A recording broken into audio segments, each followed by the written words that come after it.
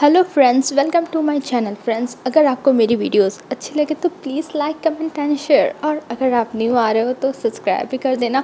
और हाँ, कमेंट करते रहना, ठीक है। जो भी लोग करते हो उनका बहुत बहुत थैंक यू कि आप लोग करते हो, और जो लोग नहीं करते, अरे यार थोड़ा सा 1 मिनट का टाइम निकालो। 1 मिनट में कितने सारे कमेंट हो जाते हैं, 1 मिनट में एक ही कमेंट कर दिया करो, ठीक है। तो चलो हम आज का पार्ट स्टार्ट करते हैं, ठीक है। तो हमने देखा था विंग चला गया था बहुत ही आलसी भरे मूड में अपने रूम में सोने के लिए, क्योंकि उसको सोने के सिवा अभी कुछ नहीं दिख रहा है। और इधर जो आइवन था वो जियान चंद के साथ ऑफिस जाने के लिए तैयार था, क्योंकि वो थोड़ा एक्साइटेड था। वो देखना चाहता था कि आखिर में ये लोग काम कैसे करते हैं, मतलब बॉस है विंग का तो ऑफिस देखा हुआ है आइवान ने, क्योंकि विंग वहाँ पे एम्प्लॉय था तो उस तौर पे देखा था।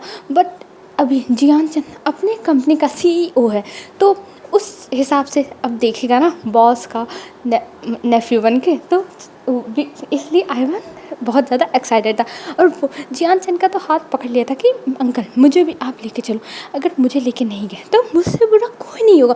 और जियान चंद ने भी उसकी बात लिया था कि हाँ ठीक है, मैं तुम्हें लेके चलूँगा। तब आइवन बहुत ज़्यादा ही खुश हो गया था और वो कहता है मैं बहुत खुश हूँ, मैं बहुत खुश हूँ। तब जो जियान चंद था वो कहता है हाँ खुश तो होना ही चाहिए ना, मैं तुम्हें लेके जा रहा हूँ। तब आइवन कहता है हाँ हाँ ठीक है ठीक है, और ये कह के वो मुँह बनाता है एकदम विंग की तरह। और ये देख के जो यान लेती वो हंसने लगती है और कहती है तुम तो एकदम विंग की तरह हो। तब जो आइवन था वो कहता है नहीं, मेरे मम्मा कहती है मैं फादर की तरह हूँ। और ये सुन के वहाँ पे एकदम शांति हो गई थी। जो खुश, मतलब सब लोग खुश थे ना, वो सब लोग एकदम शांत हो गए थे। और सब लोग बस आइवान को एक अजीब नज़र से देखे जा रहे थे, जो नज़र आइवान को बिल्कुल भी पसंद नहीं आती। जैसे लग रहा था उनकी नज़रों में कितना ज़्यादा दर्द है।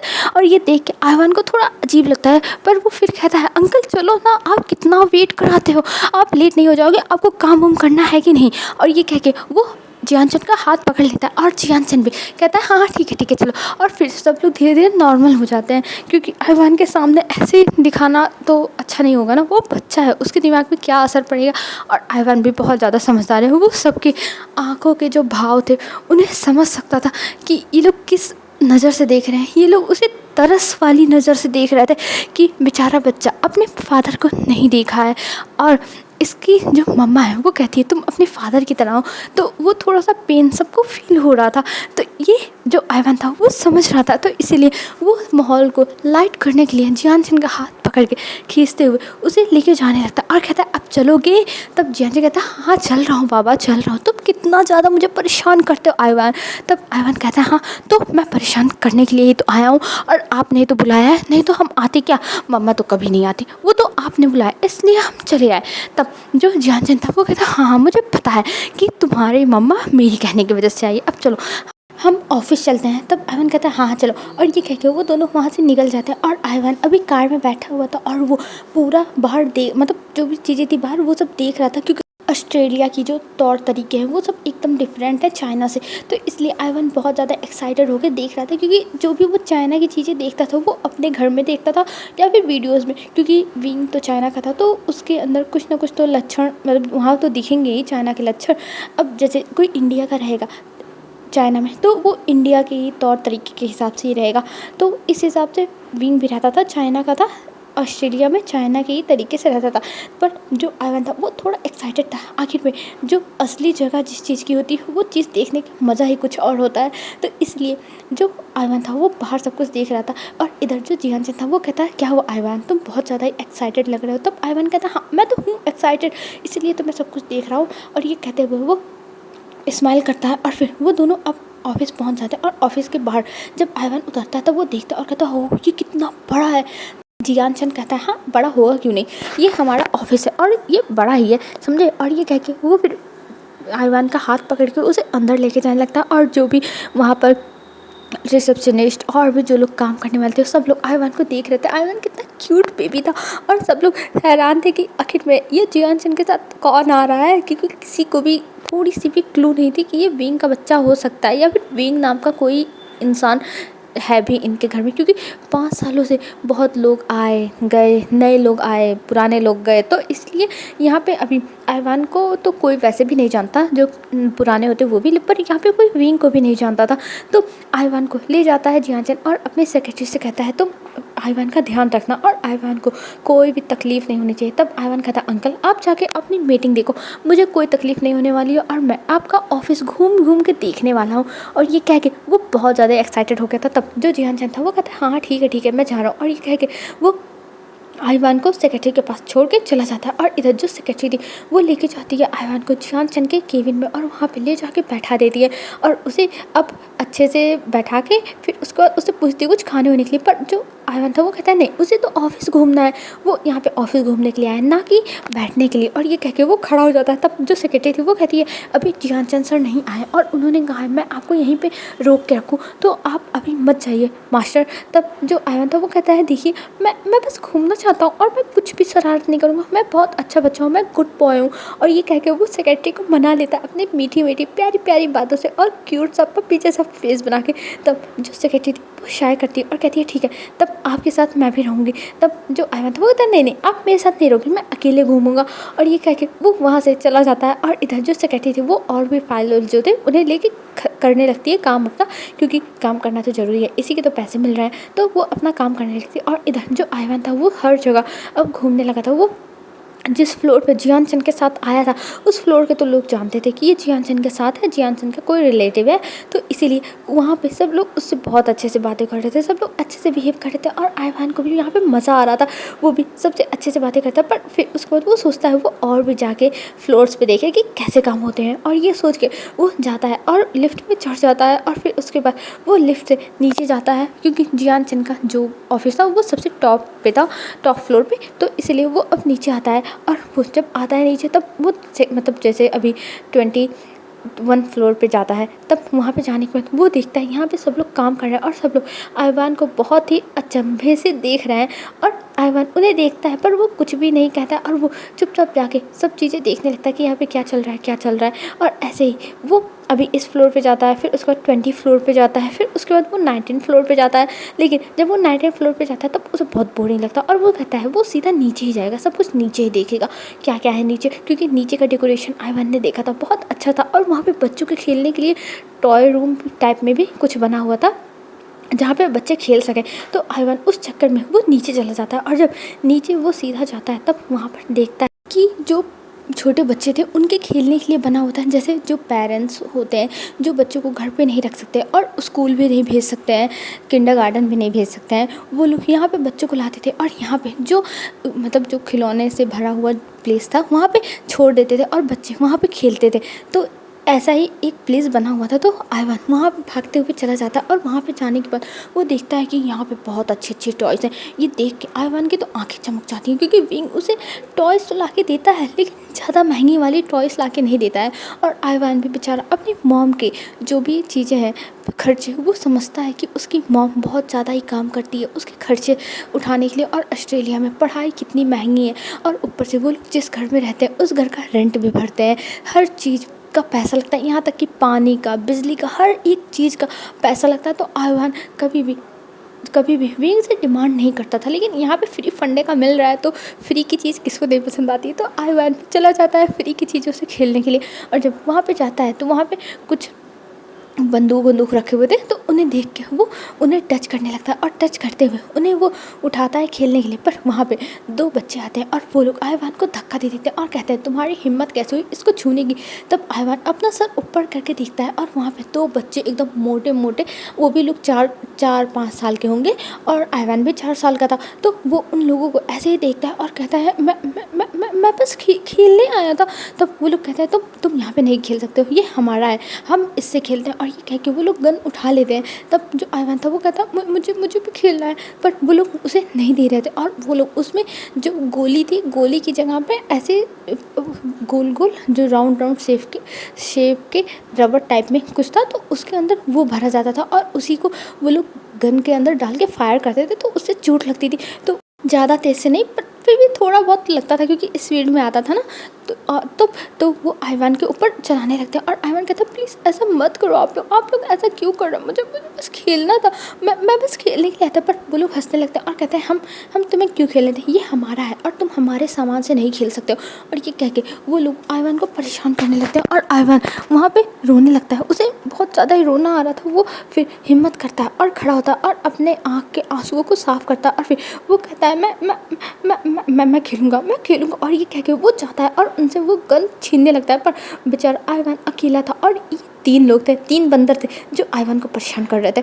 तो ये तीनों मिलके आयवान को धक्का दे देते हैं और आयवान फिर से नीचे गिर जाता है और आयवान के हाथ में चोट लग जाती है और उसके हाथों से हल्का सा ब्लड भी निकलने लगता है, मतलब छिल गया था।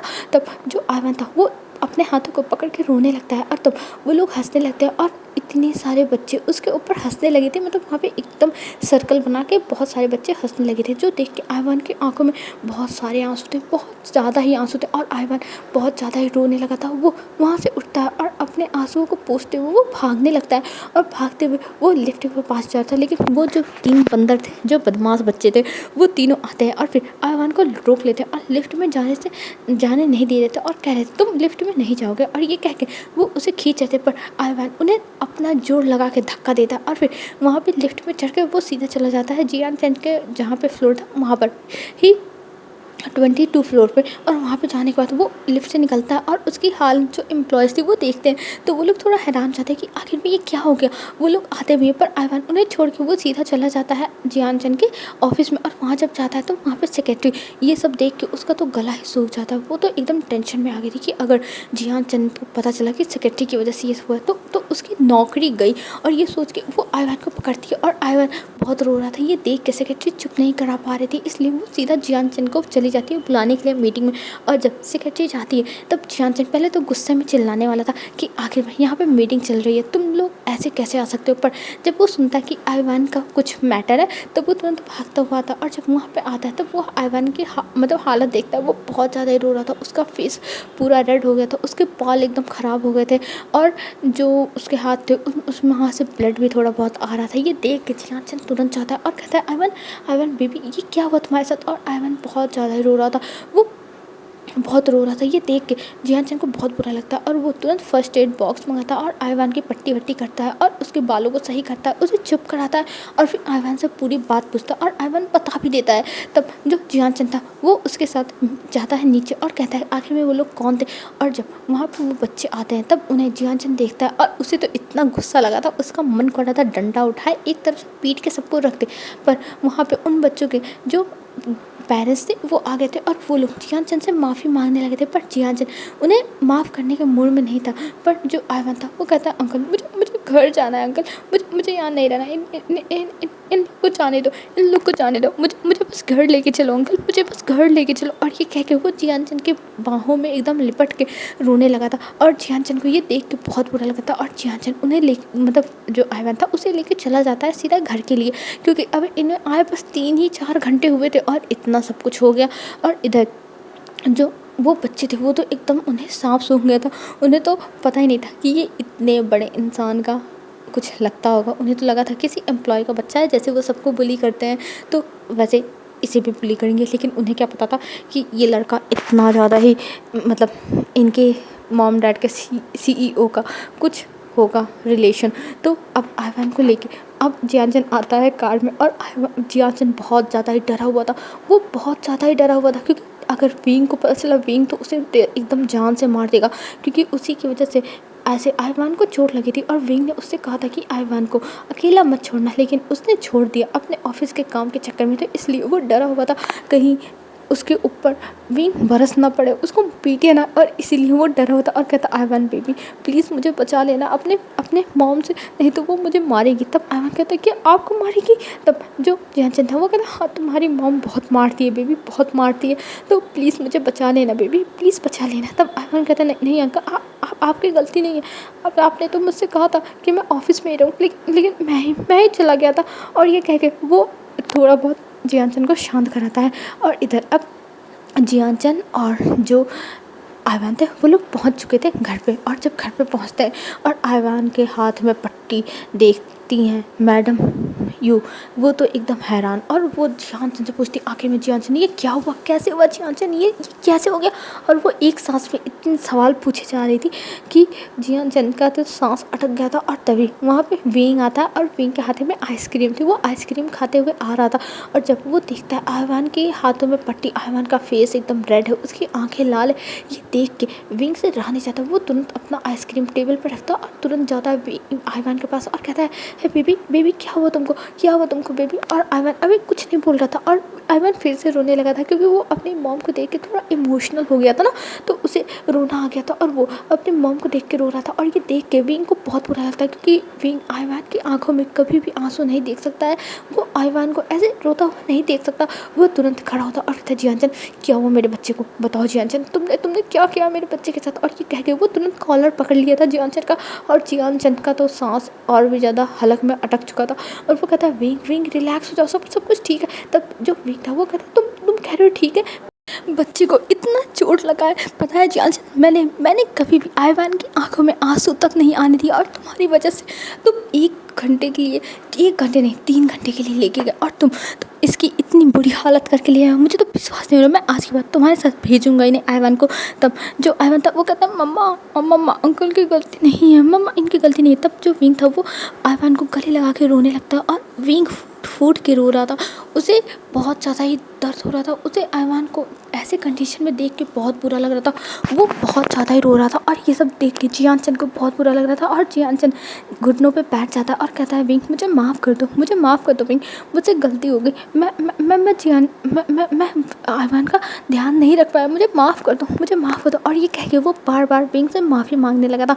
और इधर जो विंग था वो भी घुटनों के बल बैठा हुआ था और आयवान को गले लगाया हुआ था, और कहता है बेबी तुम ठीक तो हो ना बेबी, अगर तुम्हें दर्द हो रहा है ना मुझे बताओ, मैं तुम्हें हॉस्पिटल लेके चलता हूँ। तब आयवान कहता है नहीं मुझे दर्द नहीं हो रहा है, अंकल ने मेरा फर्स्ट एड कर दिया था। और ये कह के वो जियान चंद की तरफ से विंग को बहुत ज़्यादा ही समझाता है, पर विंग सुनने को तैयार ही नहीं होता। और फिर विंग आयवान को गोद में उठाता है और उसे लेके रूम में चला जाता है अपने, और कहता है जियान चंद तुम अब मेरे बेटे से दूर ही रहना। और ये कह के वो चला गया था। और इधर जो मैडम यूफा मियान थे, ये लोग भी जियान चंद को बहुत डांटते हैं, और जियान चंद और ज़्यादा सैड हो जाता है। और फिर जो यानले थी वो आती है और कहती है जियान चंद तुम लेके गए थे तो तुम्हें आयवान का ध्यान रखना चाहिए था, आयवान का आज पहला दिन था, वो आज चाइना आया और उसके साथ इतना बुरा हो गया, उस बच्चे के ऊपर क्या बीतेगी तुमने सोचा है। तब जो जियान चंद था वो अपना सर नीचे कर लेता और कहता शीजा मुझे माफ़ कर दीजिए शीजा, मैंने जानबूझ के नहीं किया, मैंने जानबूझ के नहीं किया था। तब यानली कहती है कोई बात नहीं जियान चंद, इस गलती से सीख लेना कि आगे से आयवान को ऐसे अकेले मत छोड़ना, क्योंकि आयवान यहाँ पे बाहर से आया है और यहाँ के बच्चे उसे बुली कर सकते हैं, तो इसीलिए ध्यान रखना। तब आयवान कहता है आयवान के लिए जो जियान चंद था वो भी कंसर्न शो कर रहा था, इसीलिए यानली ज़्यादा कुछ नहीं कहती है। और जो जियान चंद था वो कहता है शीजा आप टेंशन मत लो, अब से ऐसी गलती होगी नहीं, मैं आयवान का बहुत अच्छे से ध्यान रखूंगा, आयवान को कुछ नहीं होने दूंगा शीजा, कुछ नहीं। और ये कह के वो बहुत ज़्यादा ही मिन्नतें करता है। तब जो यानली थी वो कहती है जियान चंद अब तुम शांत हो जाओ, ये लोग पानी पियो। और जियान चंद को सोफे पे बैठा के वो पानी पिलाती है और फिर वहाँ से चली जाती है। और इधर जो जियान चंद था उसे बहुत बुरा लग रहा था, वो बहुत ज़्यादा ही परेशान था। और फिर वो अपनी परेशानी में घर से बाहर निकलता और वो सीधा कॉल करता है वेंचिंग को। और वेंचिंग जब सुनती है ये सब कि घर वालों ने मतलब बोला और फिर आयवान के साथ जो भी हुआ उसके लिए जियान चंद को बहुत बुरा लग रहा है। तब वेंचिंग भी समझाती है जियान चंद को कि तुमने इस एक बार तो गलती कर दी है, लेकिन अगली बार से ऐसा मत करना, अगली बार से घर वालों को मौका मत देना कि वो तुम्हारी गलती निकाले। तब जो जियान चंद था वो कहता है सच में वेंचिंग तुम सही कह रही हो, मुझे ध्यान रखना होगा, नहीं तो अगर कुछ हो गया तो मैं क्या करता, अगर आयवान को ज़्यादा चोट लग जाती तब मैं अपने आप को कभी माफ़ नहीं कर पाता, कभी नहीं। और ये कह के वो वेंचिंग से थोड़ी बहुत बातें करता है और तब जाके उसका जी हल्का होता है, क्योंकि जब कोई गलतियाँ हुई हो और कोई इंसान आपको मिल जाए जिसके साथ आप बात करके अपना मन हल्का कर लो तो बहुत ज़्यादा ही आराम मिलता है, दिल को थोड़ा बहुत तो सुकून मिल ही जाता है। तो यही हाल जियान चंद का भी था, उसे भी सुकून मिल गया था वेंचिंग से बात करने के बाद। और इधर जो विंग था वो आयवान को गले लगा के रूम में बैठा हुआ था और कहता बेबी तुम्हें तुम्हें तकलीफ़ तो नहीं हो रही है? तुम बताओ बेबी, अगर तकलीफ़ हो रही है मैं हॉस्पिटल लेके जाऊँगा। पर जो आयवन था वो कहता नहीं मम्मा मैं ठीक हूँ। और अंकल ने मेरी बहुत अच्छे से केयर की और उन लोगों को बहुत सारा डाँट लगाया, जिनके जिनके बच्चे थे उनको बहुत डाँट लगाया और उन बच्चों को भी बहुत डाँटा। अंकल तो उन लोगों को निकाल रहे थे ऑफ़िस से, लेकिन मैंने ही मना कर दिया कि उन्हें काम से मत निकालें। वो अपने अंकल की साइड ले रहा था। तब जो विंग था वो कहता है तुम ठीक तो ना? तब आयरन कहता है हाँ मैं ठीक हूँ, मेरी ही गलती थी, मैं ही चला गया था, अंकल ने मना किया था लेकिन फिर भी मैं चला गया था। तब जब विंग का गुस्सा थोड़ा बहुत शांत होता है तब आयरन कहता मम्मा मुझे भूख लगा, मुझे कुछ तो खिला दो, मुझे बहुत भूख लगा, मैं कुछ नहीं खाया हूँ। तब आयरन की बात सुन के विंग के चेहरे पर स्माइल आ जाती है और वो कहती है हाँ चलो ठीक है, मैं तुम्हें कुछ खिलाता हूँ। और ये कह के वो गोद में उठा के लाता है नीचे, और नीचे आने के बाद वो सीधा किचन में जाता है और वहाँ पर विंग जो था वो आयरन को स्लेब पर बैठाता है, जो किचन का था जिस पे गैस रहता है, उस काउंटर पे, गैस काउंटर पे बैठाता है। और फिर वहाँ पे बैठाने के बाद वो सब्जियाँ काटने लगा था और आयरन उससे बातें भी कर रहा था और भी उसकी बातों का बहुत ज़्यादा ही हंसते हंसते रिप्लाई कर रहा था और खाना बनाने लगता है आयरन के लिए। और अभी जो जियान था वो बाहर से आता है और जब बाहर से आता है तब वो देखता है विंग और आयरन अभी नॉर्मल हो चुके हैं और विंग आयरन के लिए कुछ बना रहा है। और ये देख के जो जियान था वो चुपचाप दरवाजे के पास खड़ा होकर झांक रहा था। और जब आयरन देखता है तब कहता अंकल आप बाहर क्या करो, आप भी आ जाओ ना, आप आओ। तब जो जियान था वो कहता है नहीं नहीं मैं अपने रूम में जा रहा हूँ। और ये कह के वो जाने लगता है। पर जो विंग था वो कहता है मेरे बच्चे ने बुलाया और तुम जा रहे हो, तुम्हारी हिम्मत कैसे, चुपचाप यहाँ पे आओ, नहीं तो मैं तुम्हारी टांगें तोड़ूंगा। हर बार तुम मुझे धमकी देते हो, इस बार मैं सच में तुम्हारी टांगें तोड़ दूंगा। तब जियान जब ये बात सुनता है तब उसकी आंखों में आंसू आ गए थे और वो तुरंत आता है और विंग को गले लगा लेता और कहता विंग मुझे माफ़ कर दो, मैंने ये सब जानबूझ के नहीं किया था, मुझे नहीं पता था कि आयवान के साथ ऐसा कुछ हो जाएगा। वो तो इम्पॉर्टेंट मीटिंग थी, इसलिए मैं असिस्टेंट के पास छोड़ के गया था, लेकिन मुझे नहीं पता था कि आयवन बाहर चला जाएगा। तब विंग कहता है कोई बात नहीं, मुझे आयवन ने सब कुछ एक्सप्लेन कर दिया और मैं भी तुमसे माफ़ी मांगता हूँ जो भी मैंने तुम्हारे ऊपर चिल्लाया था जियानचन। तब जियानचन कहता है अरे नहीं तुम्हें माफ़ी मांगने की विंग कोई ज़रूरत नहीं, सारी गलती मेरी थी, अगर मैंने ये गलती नहीं की होती तो तुम मेरे ऊपर कभी नहीं चिल्लाते विंग। और ये कह के वो विंग से बार बार माफ़िया मांग रहा था और विंग भी उसे माफ़ कर देता है। और फिर वहाँ पर दोनों भाई मिल के खाना बनाने लगते हैं और इधर जो आयवान था वो भी उन लोगों के साथ वहाँ पे हेल्प करा रहा था। मतलब ऐसे ही वो बस बातें कर रहा था और खाना तो यही दोनों बना रहे थे। और जब वहाँ पे और जब सारा खाना बन जाता और जब वहाँ पे टेबल पे ये लोग लगाने लगते हैं तब वहाँ पे जो मेड थी वो जाके सबको बुलाती है, यानली को, मैडम यू को, फेमियान को, क्योंकि ये सब होने के बाद सब लोग अपने रूम में चले गए थे और किसी का भी मूड अच्छा नहीं था। लेकिन जब उन्हें बुलाया जाता है कि विंग बुला रहा है सबको, तब सब लोग बाहर आते हैं। तब देखते हैं कि जियानचन और विंग के बीच में सब कुछ ठीक हो चुका और आयवान भी बहुत ज़्यादा खुश है और यहाँ पे ये लोग खाना बना के लगा रहे हैं। ये देख के सबको बहुत अच्छा लगता है और सब लोग आके पूछते हैं कि आखिर में ये सब चल क्या रहा है। तब जो आयवान था वो बताता है कि अंकल ने और मम्मा ने दोनों ने मिलकर साथ में खाना बनाया और ये कह के वो स्माइल करता है। तब सब लोग अब हंसी खुशी बैठ के खाने लगते हैं, क्योंकि रात के 8 बज चुके थे तो सबका खाने का टाइम हो भी गया था। तो इसलिए यहाँ पे सब लोग खा रहे थे। और यहाँ से हमें दूसरी तरफ दिखाया जाता है लैन फैमिली में तो तबाही मची हुई थी। जो रोज़ थी वो तो एकदम चिल्ला रही थी आगे लैन मेंशन में, और लैन कुरैन वो चुपचाप बैठे हुए थे और अपना न्यूज़पेपर देखते थे कि ये रोज़ का है, रोज़ आके चिल्लाती है। तो ये इसीलिए वो बस अपना नॉर्मल पेपर देखते। तभी जो रोज़ थी वो कहती अंकल आप ऐसा कैसे कर सकते हो, मेरे साथ इतना बुरा हो रहा है और आप बस बैठ के न्यूज़पेपर पढ़ रहे हो, मुझे तो बिलीव नहीं हो रहा। तभी दूसरी तरफ से वांग जी आता है, लैन शिचान आते हैं और मैया आते हैं, तीनों साथ में आए थे।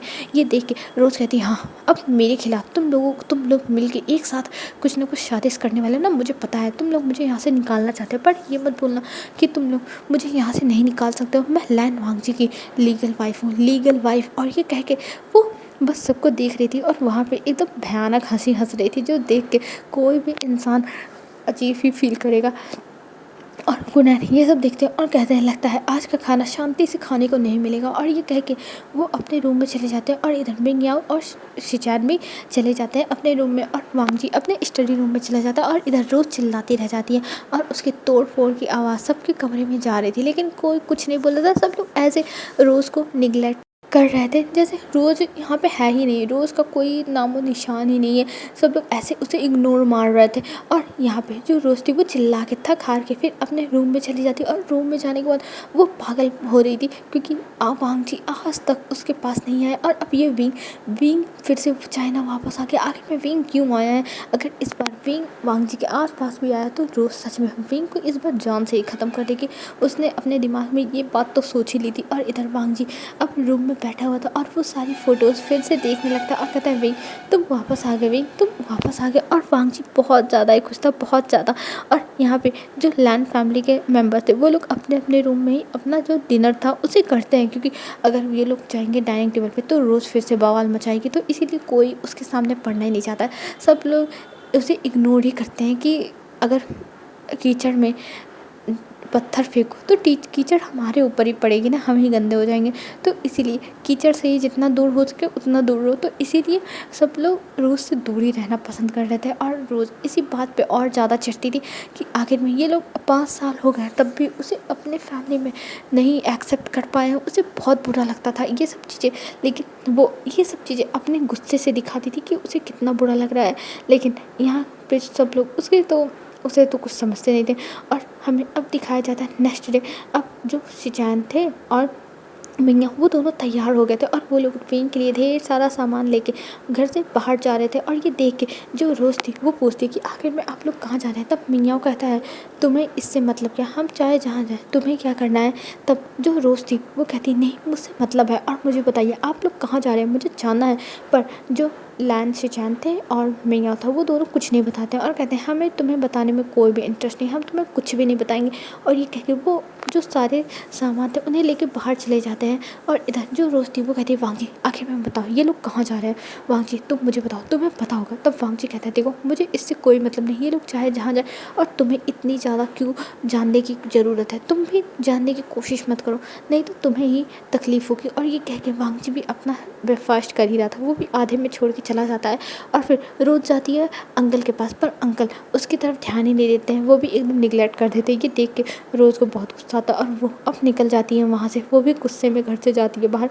और इधर हमें दिखाते हैं अब जो जियान मेंशन था वहाँ का जो बेल था वो रिंग होता है और जब मेड खोलती है तो वहाँ पे लैन शिचैन और मिंगयाओ खड़े थे। और ये देख के जो मैडम जो थी वो अभी बैठी हुई थी, ये देख के वो हैरान हो जाती है और वो खड़ी हो जाती है इन्हें देख के और कहती है हैं आप लोग यहाँ क्या कर रहे हैं? और ये कह के वो उनकी तरफ थोड़ी सी घबराहट में देख रही थी। और वहीं आइवन आता है और कहता है मैं आ गया। और ये कहते हुए वो दौड़ने लगा था मतलब सोफे के आसपास, मैडम के आसपास। और वहाँ पे जो लैन शिचैन थे वो आते हैं अंदर और कहते हैं हम यहाँ पे विंग से मिलने के लिए आए। पर जब वो उनकी नज़र आइवान पे जाती है तब आइवान के अंदर उन्हें जो वांग जी था उसकी छवि दिख रही थी, विंग की छवि दिख रही थी। लेकिन वो जान नहीं पाता है कि आखिर में ये बच्चा कौन है, मतलब अभी तो जानते ही नहीं है। तब जो मैडम थी वो कहती आपकी हिम्मत कैसे हुई यहाँ आने की, आप लोग यहाँ से चले जाइए, हमारा आपका कोई भी रिश्ता नहीं है। तब लैन शिचैन कहते हैं देखिए हम जानते हैं कि जो भी 5 साल पहले हुआ उसको हम बदल नहीं सकते, लेकिन हम विंग से मिलने के लिए आए, हमें विंग से मिलने दीजिए। हम विंग का बहुत टाइम से इंतज़ार कर रहे थे, हम विंग को बहुत टाइम से ढूंढ रहे थे पर हमें विंग मिल नहीं रहा था। इसीलिए हमें जैसे ही पता चला कि विंग कल यहाँ पे आया है तो हम उससे मिलने के लिए आ गए, प्लीज़ हमें मिलने दीजिए। पर मैडम ये मना कर रही थी, वो कहती नहीं विंग आप लोगों से नहीं मिलेगा और वैसे भी विंग लैन फैमिली से नफरत करता है, वो आप लोगों से नहीं मिलेगा। तभी मिंगयाओ सामने आता है और कहता है विंग मुझसे नहीं नफरत करता, प्लीज़ मुझे विंग से मिलने दीजिए, मैं विंग के लिए इतना सारा गिफ्ट लेके आया हूँ, प्लीज़ मुझे मिलने दीजिए। तब मैडम ये हंसने लगती है और कहती है आपको क्या लगता है कि विंग आपके लिए गिफ्ट देख के खुश हो जाएगा और आपको गले लगा लेगा? ऐसा कुछ नहीं होने वाला क्योंकि विंग लैन फैमिली से नफ़रत करता है, वो नफ़रत करता है लैन फैमिली से। और वो लैन फैमिली के किसी भी मेंबर से कभी नहीं मिलेगा, कभी भी नहीं। और ये कह के मैडम यू एकदम घूरती हैं। पर जो लैन शिचैन थे और मिंगयाओ थे वो दोनों जाने के लिए तैयार ही नहीं थे, वो लोग कहते नहीं हमें मिलना है। तभी जो आइवान था वो सामने आता और कहता है आखिर में ये लोग कौन है नानी कौन है? और ये कह के वो पूछने लगता है। पर मैडम यू कहती हैं आइवान बेबी तुम अंदर जाओ, तुम्हें यहाँ पे खड़ा रहने की ज़रूरत नहीं है, तुम जाओ अंदर। और ये कह के वो आयवान को अंदर जाने के लिए कहती है और आयवान एक अच्छे बच्चे की तरह वो अंदर चला जाता है। और वहाँ पे जो जियान चंद था वो आता है कि आखिर में यहाँ पे शोर क्यों मच रहा है। और वो जब जाके देखता है कि लांछन और मियाँ हैं, उन्हें देख के वो कहता है देखिए आप लोग यहाँ पे क्यों आए हैं, आप लोग यहाँ पे क्यों आए हैं। तब लांछन कहते हैं हमें विंग से मिलना है, हम विंग से मिलने के लिए आए। तब जो जियानचंद था वो कहता है नहीं, विंग आपसे नहीं मिलेगा, आप यहाँ से चले जाइए। तभी मैडम यूँ कहती है जियानचंद मैं भी इन्हें बहुत देर से यही समझा रही हूँ कि विंग इन लोगों से मिलने में इंटरेस्टेड नहीं है, ये लोग फिर भी विंग से ही मिलना चाहते हैं, मैं इन्हें कितना समझा चुकी हूँ। तब जियानचंद कहता है आप लोग यहाँ पे क्यों आए, आखिर में विंग के इतने पुराने जख्म पे फिर से नमक डालने के लिए क्यों आए। आप लोग जानते हैं विंग कितना ज़्यादा दुख में था, आप क्या पता आपने विंग को उस हालत में नहीं देखा था, हमने देखा था, तो इसीलिए हम नहीं चाहते हैं कि फिर से विंग को वही दुख मिले, वही सब विंग को फिर से झेलना पड़े, इसीलिए आप लोग यहाँ से चले जाइए। पर जो मिंग्याओ था वो जाने के लिए तैयार ही नहीं होता, वो कहता नहीं मैं नहीं जाऊँगा, मैं विंग से मिले बिना तो कतई नहीं जाऊँगा। और लांछन भी कहते हैं देखिए एक बार मिंग्याओ को मिल लेने दीजिए, मुझे मत मिलने दीजिए, लेकिन एक बार तो मिलने दीजिए। लेकिन जो जियान फैमिली थी वो लोग तैयार ही नहीं होते, वो लोग कहते नहीं कोई नहीं मिलेगा, किसी को भी नहीं जाने देंगे विंग के पास। हेलो फ्रेंड्स, आज के लिए बस इतना ही, और कल विंग और वांग जी आमने सामने आने वाले हैं, तो कल देखते हैं क्या होता है, ठीक है। तो आज के लिए बस इतना है फ्रेंड्स, और जैसा भी लगा हो कमेंट करके बताना, ठीक है ना। तो बाय बाय फ्रेंड्स, आप लोग अच्छे से रहना, अपना ध्यान रखना, ठीक है, बाय बाय।